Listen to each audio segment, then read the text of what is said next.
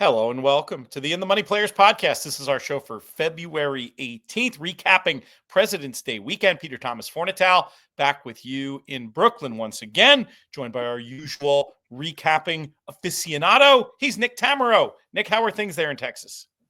Things are going great, Pete, and I will say that we picked the right week to take until Tuesday to do our show, so it worked out great. But yeah, another big weekend behind us, and obviously we are now full bore on the road to the Kentucky Derby. If we did the show yesterday, it would have been, 45 minutes on magnitude and the figure. Instead, what we're going to do is have a whole separate video talking about the figure making process with Randy Moss and magnitude in there. So we're not really going to spend a whole lot of time on the figure, but we do have to start with magnitude, even though we did receive that information this morning that he will not be competing in the Triple Crown races. He earned a 108 buyer speed figure at Fairgrounds on Saturday. Where did this come from, Nick? I mean, boy, did that come out of nowhere. One of those scenarios where I think speed horse with a pretty easy lead, running everybody else off their feet, probably on a part of the racetrack that was a little bit of an advantage, maybe not a massive advantage, and just kind of freaked. And, it happens. There are times where it happens, and it just so happened that he showed up in a big way, and kind of nobody else did.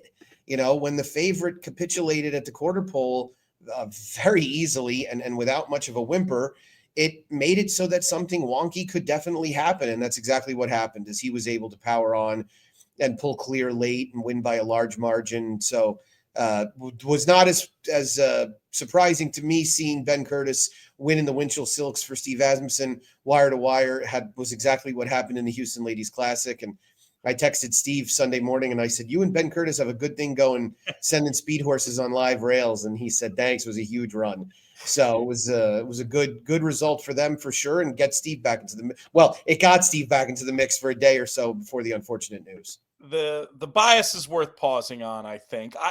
It looked like a bias track to me. You seem to have some hesitation. One of the things that made me convinced about that was it sounded like from post-race interviews that Steve had said, well, earlier in the card, we'd had a couple of horses. This is not an exact quote. This is me just putting words in mouth. But basically, a couple of live closers in the middle of the track didn't run well. A couple of rail horses and speed horses outrunning their odds. And they basically came up with the scenario to send the horse because of the way he felt like the track was playing. I figure if, the horsemen are starting to notice the bias, it's probably a bias. But you sounded like you had at least a little doubt. Well, I think there was definitely an advantage to being towards the inside, and I think it became more pronounced as the day went on. I think the race that Steve was referencing when he was asked about it in his interview with Scott Hazelton was likely the win by Yinzer, who is a horse that Steve trains, who won the 9th with Keith Asmussen aboard. And Yinzer was a horse that had run okay. He hadn't run great. He had been involved in some fast paces. He had those work against him. And he came out on Saturday and wired a field at 11-1 and earned a speed figure that ended up being an 85, which was 10 points higher than his best before that. And it really played out like a race that was run on a biased racetrack. It was just an old-fashioned merry-go-round. Nobody moved. Yinzer was on the rail inside the whole way. I mean, he was 1-2 path the whole way. Nobody really moved from the back of the pack whatsoever, which included a highly regarded Brad Cox Firster, who apparently had been training well. And so then you had Hall of Fame and the mine shaft sit on the inside much of the way, tip out, and gradually wear down Komorobino Amoide, who had been a couple of pass off the rail, but Maycox Bay, who had been on the rail, stayed on well to finish third. So I think there's plenty of evidence there. And so I think it contributed to the overall bias. And I'm sure that's something that Randy touched on and a figure that Randy ended up having to make because he is the Fairgrounds figure maker. So, not that you adjust buyer speed figures based on that is not part of the conversation whatsoever, but obviously it does go a long way towards explaining how they happen. Much more in the video with Randy. If you're watching on YouTube, if you're listening, that's going to be up right next. So you get much more of what we were talking about. East Avenue, are we tired of his act at this point? What do we do with him? What happened? Right? I mean, I was expecting like some story afterwards about, oh, we think he may have bled, or, oh, he wasn't right, or, oh, he's going to Bramlage or something. I mean, it was too bad to be believed. And, I have plenty of group texts with people whose opinions I certainly value and recognize. And, some of them were saying, we didn't really take seriously how biased the track was at Keeneland when he won the Breeders' Futurity. And I was like, yeah, I get it. But I mean, that wasn't East Avenue that showed up on Saturday. So who the heck knows, Pete? I mean, the only thing I can say about this is that if he's right and something happens that isn't serious and he does go to another prep, he'll be a great buy low scenario, right? But how can you have I understand he broke poorly in the Breeders' Cup Juvenile, but these are 2 total non-efforts in a row. Yeah. And one of the things I said, Travis Stone and I were talking about this race a couple of days before, and I said, my problem with East Avenue is that I understand he broke badly in the Juvenile, but he didn't even really move. Right. Even Ferocious, a horse that I'm on record as saying I'm absolutely stunned that Ferocious is staying on the Kentucky Derby trail, but whatever. I'm on record saying at least Ferocious did a little bit of running in the Juvenile. East Avenue didn't do any running at all. I tend to be pretty forgiving of speed horses who don't break because they get so out of their game that it can just snowball and all go wrong. But after this, you mentioned about how easily he capitulated. The Brits have an amazing phrase to describe that. They'll talk about a horse going away tamely. You won't see them go away much more tamely than East Avenue did in that situation. Well, one other thing I was going to say about that, and I joked with the guys that I was in the text with, I said, whenever a trainer goes out of their way to talk about how much they're training a horse to take dirt in workouts and they're a speed horse, it means they know they can't rate. Yeah. Yeah. Maybe he can't rate. Maybe he has to see open space in front of him, but again, you would have expected he fought on a little bit. That's was sort of the fierceness disease early in 2024, right? But at least you knew, and we figured out that once fierceness matured a little bit, he was able to sit outside and rate comfortably. I mean, even if East Avenue doesn't like to rate, he shouldn't have backed out the way he did. No, it seemed like something's wrong. We'll wait for news on that. Any others here that are interesting? I mean, with the figure being as high as it was, even a runner like Chunk of Gold given out by Mike Probozzi on the In the Money YouTube channel, very impressively, didn't connect the dots though with the other 40-1 shot. Isn't that a shame? But does a horse like that have any interest to you going forward? If nothing else, proof that a good horse can come from anywhere. The $2,500 purchase, getting second in a major prep. No, I mean, if he hadn't run up the inside, I'd probably be a little bit more excited about him. But he seems like he'd be on the list of bombers that could get a piece of the Derby. Looks like a horse that'll go on distance-wise. I'm not ready to throw in the towel on Built yet. I thought Built made a pretty decent move around the turn and ended up finishing third. Yes, it was a distant third, but it put him back in the mix for the best figure he'd ever run. So and I'm sure that one of the things that Randy thought when he was making that figure was, I can with a straight face give Built a 92, because Built definitely ran as well as he did in his 92. And of course, I haven't listened to what you've recorded with Randy, but I would imagine that at least when you're a figure maker, you take that into consideration. So, if Built got a 92 and he comes back and maybe is a little bit more forwardly placed or gets a decent trip in the Louisiana Derby, it's not going to surprise me if he wins that race at 8 or 10-1. We didn't talk as much about the horses in this race justifying the figure in that conversation, but we did talk about the horse in the race that was run 30 minutes before justifying it. And that leads us to leading contender for the Kentucky Oaks, Good Cheer. And he felt like the way that the clock broke out there, her running an 89 made all the sense in the world and helped justify the fact that this horse 30 minutes later ran whatever it is, 19 points faster. What did you think of Good Cheer's effort? How serious of a contender for the Oaks is she? It's shaping up that Brad Cox could end up bringing forth a short-priced Oaks horse for the third straight year owned by Godolphin. I didn't wear Godolphin blue on purpose, I promise. And Wet Paint and Tarifa were both unable to get it done. Wet Paint was favored, Tarifa was not, and didn't do much running at all. I'm kind of becoming a Good Cheer fan. I think Good Cheer is really good. And I understand she faced 3 woefully overmatched rivals. But the thing about Good Cheer is that she is that really troublesome for her rivals, mix of a horse with enough tactical speed, and boy, does she seem like she's got stamina. I mean, Brad even said it after the race when he was asked on FanDuel TV. He said, the longer the better. And she sure did stride out like a horse that wants to go a lot longer. Beautifully bred, obviously, by Medaglia d'Oro out of the Grade 1 winning mare Wedding Toast, who was favored in the 2015 Breeders' Cup Distaff. and had a really accomplished career for Kieran McLaughlin. So distance should be on this filly side. I'll tell you, Pete, I mean, we've got a decent little bunch ready. She's got her stablemate Mahima in the mix as well. We've got Tenma out west, but Good Cheer looks like the top of the class right now, and she looks pretty damn good to me.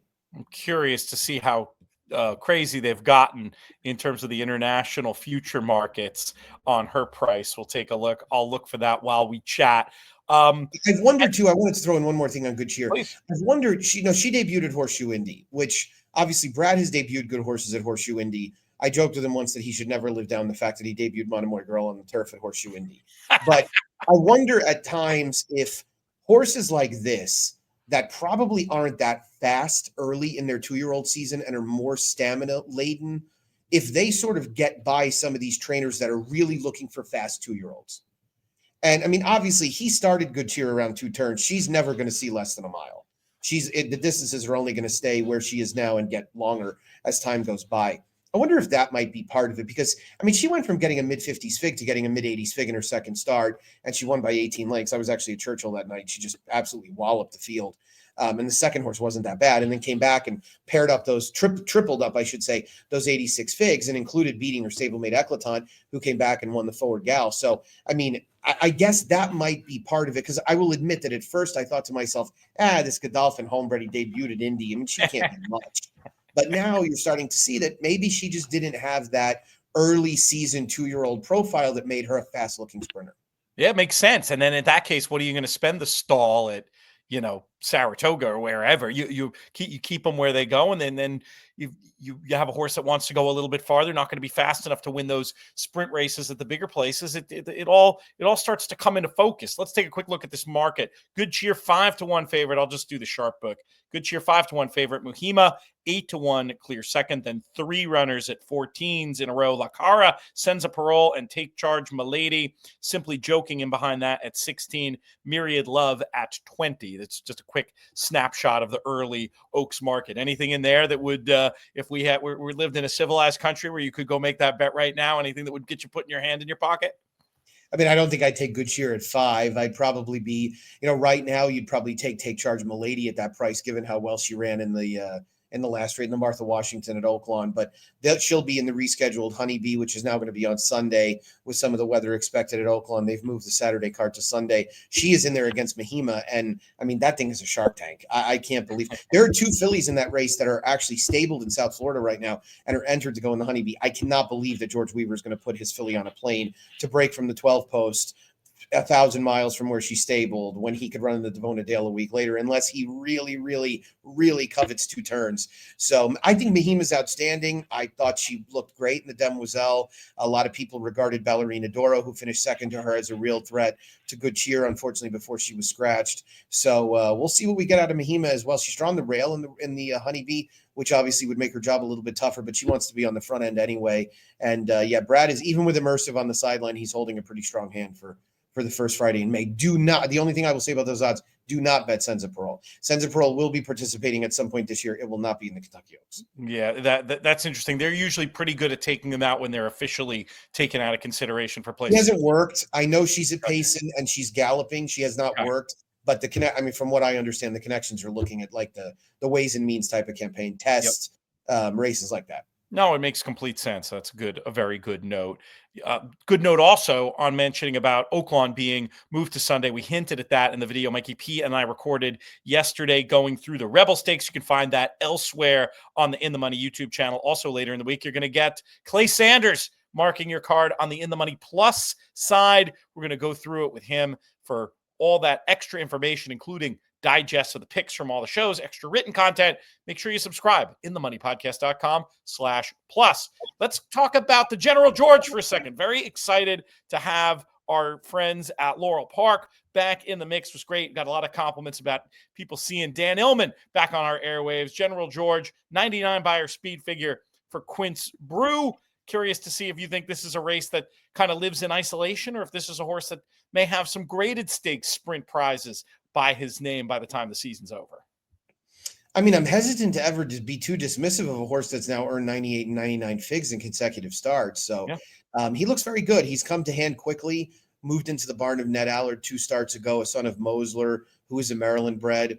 At the very least, feels like a horse that you'd see pointed to one of the Preakness Day races. Maybe something a little bit tougher than that. I would imagine, given Ned Allard's history, he'd consider a race like the Carter. And you're earning 98, 99 figs. You should be in a race like the Carter. So, I will admit that when you mentioned we were going to talk about this race, I went back and watched the replay, and it was run on a sloppy track, which obviously you do take that into consideration. But he looked very good. He always traveled like a winner. Michael Sanchez appeared very confident the entire way, and he pulled away very nicely. So, consecutive victories since switching barns at Laurel to the tune of 11 and a half lengths combined, and hand ride was the comment. So he looked very good. It's a racehorse.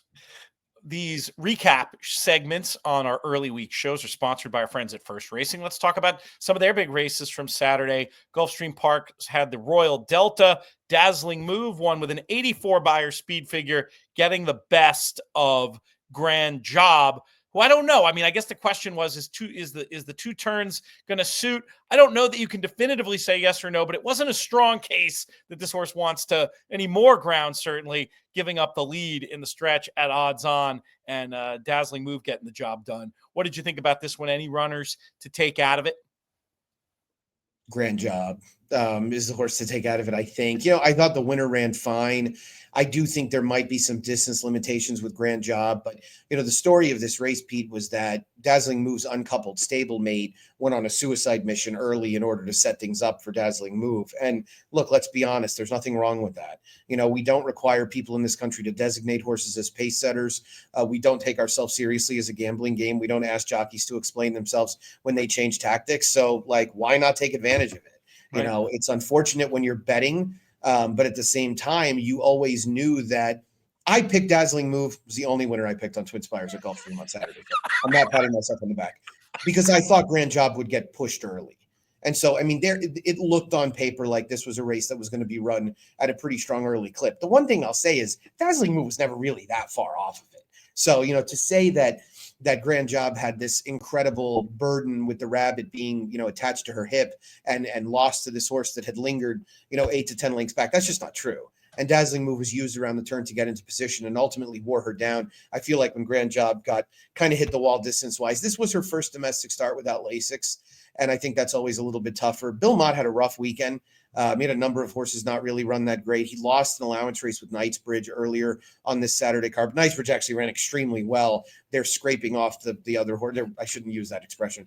The other horse that he dueled with early did not finish well. And so, he ran better than I thought. Grand Job ran fine. Where these two will end up in terms of the whole scheme of things with the division, they got an 83 fig. Right, the Grand Job got an 83 fig. Dazzling Move got an 84. They're going to have to get a hell of a lot faster in order to be great at stakes horses down the line. But this was just a grade 3, so I wouldn't be surprised if we see Mott point her to something like the Double Dog Dare or another medium-sized race, maybe a grade 3 type race in order to try and figure out really where she's at. Sounds like Grand Job you would give another chance going farther 100%. In the right scenario, but maybe the cutback, not a bad idea. We'll wait and see what they decide to do. Let's head out west to the Poos Veris for a second and talk about that result with Roll On Big Joe getting a 102 Beyer. Pretty nice looking number there in that contest. Is this one that has any divisional applications? Won very easily under Rispoli by 4 lengths. Yeah, wire to wire horse that's been on a tear. First stakes try since the Santa Anita Sprint Championship, where he finished second, 2 eventual Breeders' Cup Sprint winner, straight no chaser. The story of this race was the scratch of Big City Lights, who was going to be probably about 2 to 5. I think he was 2 to 5 on the morning line, and he ended up coming out of there. I don't remember seeing a reason why, but he didn't participate, and that obviously left 5 pretty evenly matched horses, maybe with the exception of Mbagnick. But Roll On Big Joe looked good, got the lead, never looked back. And feels like a horse that, could be a second-tier sprint type. The thing is, this time of year, if you stay domestic and the good horses go overseas, then your chances improve. And Straight No Chaser's headed to Saudi, and I would assume probably a decent chance he goes to Dubai. So you're not going to see him in the Southern California sprint ranks until Del Mar, and that will leave some opportunities for Roll On Big Joe for sure. We'll have some Saudi coverage on the In the Money Plus side as well. Michael Adolphson, our man on the grounds over there, will be joining me for a show on Wednesday. But the only way you're going to get that, inthemoneypodcast.com/plus. Let's talk about Sunday Triple Crown prep action for a minute. This was a race that will come up again later in the conversation with Randy, because they did end up splitting the variant here to make this figure a 92 instead of the 97 that it might have been. But it did seem like a pretty clear case of the track speeding up because there was a race after this. Anyway, Randy will explain it all much more articulately than I can, but I was curious to get your take on the big day at Sunland and if you think this might have any relevance going forward. Once in a while, we see these Sunland Derby horses making an impact on the Triple Crown Trail. Yeah, the most famous of which did not even win the Sunland Derby. Mind that bird, of course, 16 years ago now. This was a hell of a race, right? Getaway car, just tremendous in fighting back to beat Caldera. My guy there, the announcer, he's intense. I apologize to him if he ever pays attention to this. I don't know who he is, but I like it. He was into it. And he was into it. Yeah, no doubt about it. And he was not anticipating Getaway car coming back, which watching the race, I don't see how you could have, but yeah, nice to see a couple of what look like pretty solid horses from obviously Hall of Fame barns do battle at Sunland. And this is a race that was repositioned on the calendar to get kind of out of the final prep range, get more towards a penultimate prep type of territory. Getaway car's a horse that it felt like he probably struggled when the waters got deeper and is probably not quite as good as his stablemate Citizen Bull or a horse like Journalism. But KG moved by bat for getting him to a stake race he could win. And now they have the opportunity to figure out where to final prep him. And, he's almost to the point where, he's just a few points away from being in the gate, if not all the way there. Well, I think that's probably all we need in terms of recapping. I will ask you, unprompted, don't know if you've even looked yet, but did you take a gander through the Rebel Stakes field at all? I'm curious. I might on the audio side slug the conversation Mikey P and I had at the end of the audio show, because I think we'll have time. I try not to give people more than an hour of stuff to have to contend with early week, but just curious if you had any early thoughts on it, maybe if you haven't handicapped it, just the runner you're most looking forward to see. Yeah, I thought it was absolutely brutal on paper. Obviously, I'm excited to see all of these square off. You've got a lot of horses, in kind of different moving parts in many ways. The problem I'm running into right now is that since they've moved these races, DRF does not currently have the PPs up. Oh, really? So, they I think they're getting them repositioned, but it's a big field, and obviously the expectation is that you're going to get a favorite from the Bob Baffert barn, if I'm remembering correctly. Yep. Unless it's Speed King. Well, right. I don't know. It's tough to. I'm not going to be surprised if Sandman ends up favoring this race, to be honest with you, Pete, because I could see Madaket Road getting a lot of money. Sandman, it seems like everybody is talking about from that Southwest, and I don't necessarily blame them. Yeah. He ran a tremendous race. He got left in the gate and still put together a really nice late run. I'm excited to see how some of these lesser horses stack up. Obviously, it'll be interesting to see if Bullard gets better around 2 turns. It'll be interesting to see if Madaket Road rebounds a little bit after running third behind his stablemates when he didn't really have that much of a setup. So it's a good group. I don't think there's a standout. I don't really think there's a star in there, but I do think, last year we had what we thought was going to be a marquee player in Timberlake running this race, and he ended up not going on. But I don't think we have that type, so we're going to get a relatively big price favorite, and that's always fun. I'm getting my first look at the morning line, and they did install Sandman as the 4-1 favorite. Madaket Road 9-2 behind that one. Bullard 5-1. Speed King 6-1. Interesting to me. I was thinking Speed King might. It's a hard line to make, but I was thinking Speed King might catch a little extra money, and I don't know. I was kind of hoping Bullard might get ignored a little bit, but I don't know. It's hard to say. Southern California form gets bet so heavily in Arkansas. Gotcha. Okay, well, there you go. So it's probably an excellent line then. Good stuff, Nick. Appreciate having you on here. We encourage folks to subscribe to the In the Money Media YouTube channel. You can also read Nick, his analysis of the NYRA circuit every racing day for free over at inthemoneypodcast.com. And it's not just Nick. We got loads of free analysis over there as well and on the podcast side. Make sure, if you like our act, you check it all out. We'll be back right after this.